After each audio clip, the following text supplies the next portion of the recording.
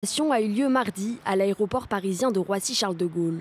Un Saoudien de 33 ans est interpellé par la police aux frontières alors qu'il s'apprête à embarquer pour rentrer dans son pays.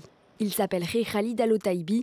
On le soupçonne d'être membre du commando venu de Riyad qui a assassiné le journaliste saoudien Jamal Khashoggi en octobre 2018 dans le consulat du Royaume à Istanbul. Il faisait partie du groupe responsable de la réception du corps ou des bouts du corps de M. Khashoggi et a priori, il ferait partie de ceux qui ont déterminé où ce corps allait être caché.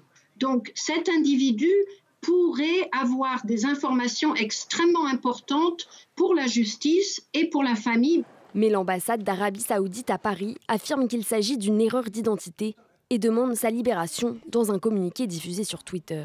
Un mandat d'arrêt international contre cet homme et ses complices présumés avait été émis par la Turquie. Il a été placé en rétention judiciaire. Des vérifications sont toujours en cours sur son identité. La veuve de Jamal Khashoggi s'est félicitée de cette arrestation.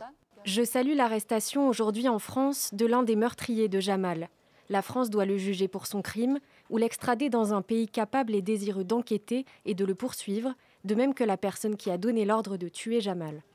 Le meurtre et le démembrement du journaliste et opposant avaient provoqué une crise profonde entre l'Arabie saoudite et ses alliés occidentaux. Face aux accusations, notamment de la CIA, le prince héritier Mohammed Ben Salman a toujours nié être le commanditaire de ce crime. La justice saoudienne a condamné 8 membres présumés du commando, dont 5 à la peine capitale, ensuite commués en peine de prison.